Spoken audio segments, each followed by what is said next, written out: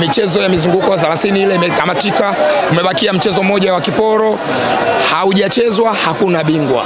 Mpaka tunamaliza mchezo ndipo tunafahamu bingwa ni nani. Kwa hiyo ni level ya juu kabisa ya ushindani, na ushindani uzuri wake ulikuwa umeambatana pia na burudani viwanjani. Kwa hiyo kwa ujumla wake tuseme ulikuwa msimu bora sana, na tumefurahishwa nao, tumejifunza mambo mengi, na niseme tu kwamba tumekuwa na msimu bora kuliko misimu yote tuliyowahi kuishuhudia kwenye ligi kuu ya Tanzania.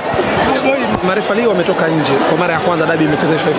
Ni kanuni ama ni utaratibu? Lakini pia nini kama bodi ya ligi mmejifunza kwenye mchezo wa leo marefa wakiwa kutoka nje? Ni waamuzi bora wale, wametuonyesha ubora wao. Waamuzi bora wametuonyesha ubora, na sio sisi tu, bodi ya ligi kuu Tanzania tunaamini hata waamuzi wetu na wadau wengine wote wameona namna ambavyo waamuzi wale wamefanya kwenye mchezo wa leo. Mchezo umetamatika, wachezaji, viongozi wamepeana mikono, wametawanyika, na story hapa tena si mchezo kwa